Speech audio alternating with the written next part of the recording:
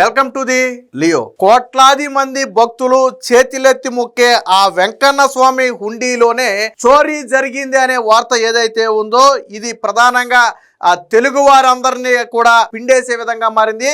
ఒక రకంగా వైసీపీ హయాంలో టీటీడీలో ఎన్ని అవినీతి అక్రమాలు జరిగాయో మనందరికీ తెలుసు. ఏదైనా లడ్డూకు వాడిన నేతి కల్తీ దగ్గర మొదలు పెడితే అనేక ఘటనలు ఆ రోజు అన్యమతస్తుల దగ్గర మొదలు పెడితే ఇప్పుడు మనం మాట్లాడుకుంటున్నటువంటి హుండీ చోరీ వరకు కూడా అనేక ఆ ఘటనలు జరిగాయి. కాకపోతే ఏది కూడా వైసీపీ హయాంలో బయటికి రానివ్వలేదు.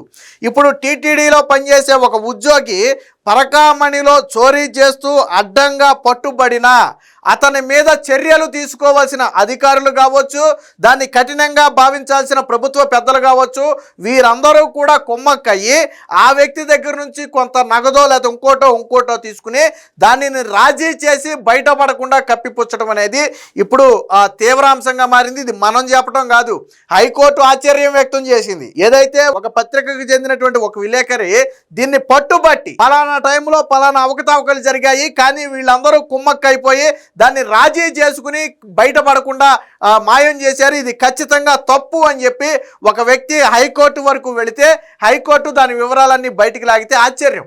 ఎవరైతే టీటీడీలో డబ్బులు దొబ్బేశాడో, అడ్డంగా దొరికాడో ఆ వ్యక్తితో లోక్ అదాలత్లో రాజీ చేసుకున్నారు.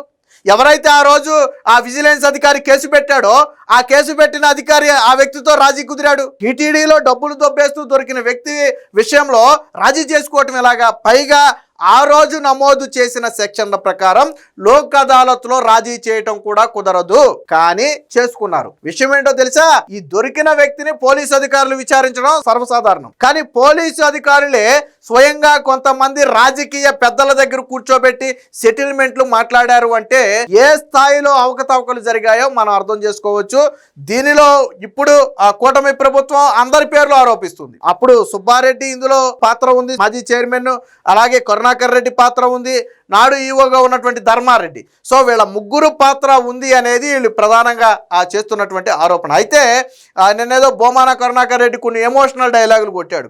విచారణ జరిపించండి, సిబిఐతో తప్పు ఉంటే తలనరుక్కుంటానని చెప్పి ఆయన ఏదో డైలాగులు కొట్టాడు. ఈ డైలాగులు కాసేపు పక్కన పెట్టి ముక్కుసూటిగా ఒక 2-3 ప్రశ్నలు అడుగుదాం. బోమాన కరుణాకర్ రెడ్డిని కావచ్చు, వైసీపీని కావచ్చు, ఆ రోజు ఉన్నటువంటి వారిని కావచ్చు, ముక్కుసూటిగా 2 ప్రశ్నలు అడుగుదాం.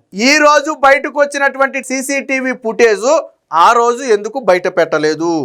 ఒకటి, రాజీ చేసుకోవటానికే అవకాశం లేనటువంటి కేసులో ఎలా రాజీ చేసుకున్నారు, దాన్ని టీటీడీ అధికారులు ఎలా అంగీకరించారు? 2, ఇకపోతే బొమాన కరుణాకర్ రెడ్డి ఇంకో మాట అన్నాడు, దీంట్లో గత ప్రభుత్వ హయాంలో కూడా అవినీతులు జరిగాయి, అందుకే దాన్ని మేమే పట్టుకున్నామని చెప్పి ఆయన మాట్లాడాడు. మరి గత ప్రభుత్వంలో జరిగినటువంటి అవినీతిలో అంటే చంద్రబాబు గారు ముఖ్యమంత్రిగా ఉన్నప్పుడు ఏదైనా అవినీతి జరిగింది, అందులో ఎవరి పాత్ర అయినా ఉందని మీరు భావిస్తే మీరు అధికారంలో ఉన్నప్పుడు వాళ్ళ పేర్లు ఎందుకు బయట పెట్టలేదు? ఈ రోజు వాళ్ళు మీ పేర్లు బయట పెట్టారు కదా, మరి మీరు ఎందుకు బయట పెట్టలేదు? నిజంగా నేను ఒకటి అడుగుతున్నా, ఒక చిన్న లాజిక్ చూడండి. నిజంగా ఆ రోజు చంద్రబాబు ప్రభుత్వంలో ఉన్నవారు కానీ, ఆ రోజు పాలక మండలిలో సభ్యులుగా ఉన్నవారు కానీ ఎవరైనా ఈ అవినీతిలో భాగస్వాములు అయ్యారు అని బోమాన కరుణాకర్ రెడ్డికి తెలిస్తే వదిలిపెడతాడా? మొత్తాన్ని బయటికి లాగాడు, దాన్ని చంద్రబాబు గారిని ఎత్తుకు రుద్దాడు. లాజిక్కే కదా. కానీ అంటే వీళ్ళు బయట పెట్టలేదంట. నమ్మశక్యంగా ఉందా?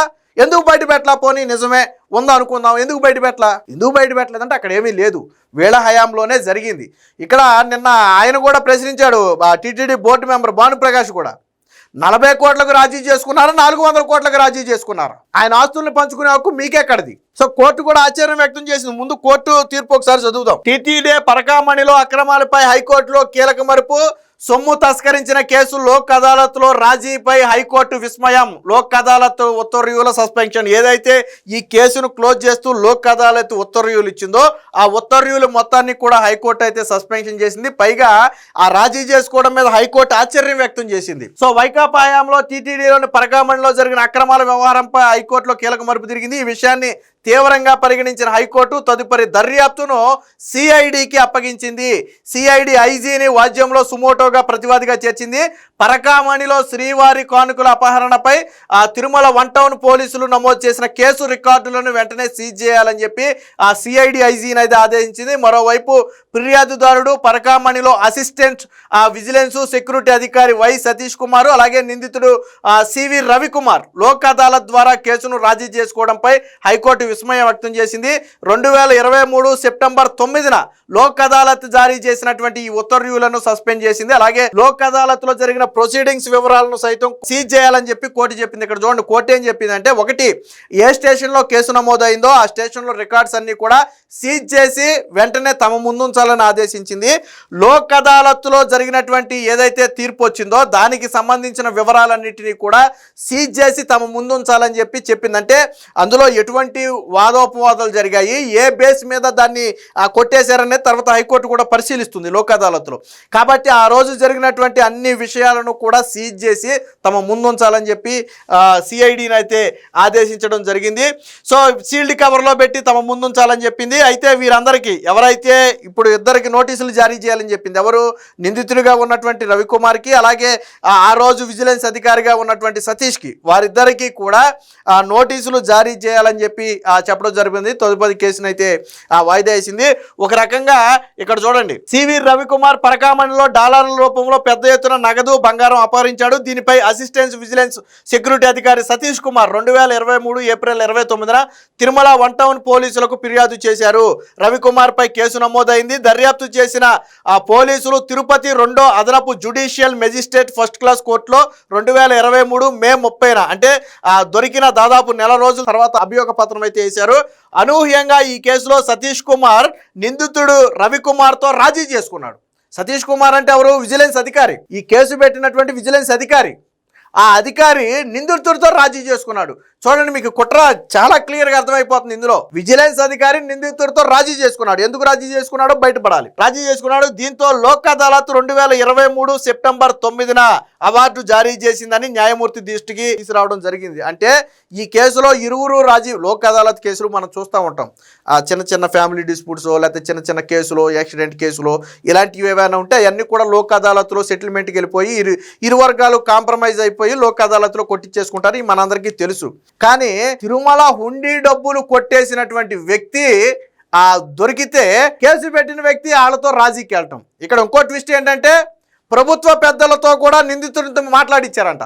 పోలీసు అధికారులు వాళ్ళు విచారణ చేయాలి, కోర్టులో పెట్టాలి, ఛార్జ్ షీట్ వేయాలి, శిక్ష పడే వరకు ఫాలోఅప్ చేయాల్సిన బాధ్యత పోలీసులది. కానీ ఇవన్నీ జరగడానికంటే ముందు ఈ వ్యక్తిని ఎవరి దగ్గర ప్రవేశపెట్టారు తెలుసా? ఆ రోజు వైసీపీ రాజకీయ పెద్దల ముందు ప్రవేశపెడితే వాళ్ళు సెటిల్మెంట్లు మాట్లాడుకుంటే అప్పుడు ఈ ఎవరైతే విజిలెన్స్ అధికారి ఉన్నాడో సతీష్ కుమార్, ఆయన నిందితుడితో రాజీకి వచ్చేసి మొత్తానికి కేసును క్లోజ్ చేశారు. పైగా ఇది ఎక్కడా కూడా న్యూస్ కాకుండా చూసుకున్నారు. పెద్దగా ఎక్కడా వైరల్ అయ్యే న్యూస్ కాకుండా, ఇప్పుడు ఎంత వైరల్ అయింది ఇది, కానీ అంత వైరల్ అయ్యే న్యూస్ కాకుండా చూసుకున్నారు. ఎందుకు చూసుకున్నారు? స్వయంగా కోర్టే అనుమానం వ్యక్తం చేసింది, ఆగ్రహం వ్యక్తం చేసింది. సో ఈ కేసులో ఖచ్చితంగా డెప్త్ ఉంది, దీని వెనక ఎవరున్నారో తేలాలి అనేది హైకోర్టు ఇంటెన్షన్.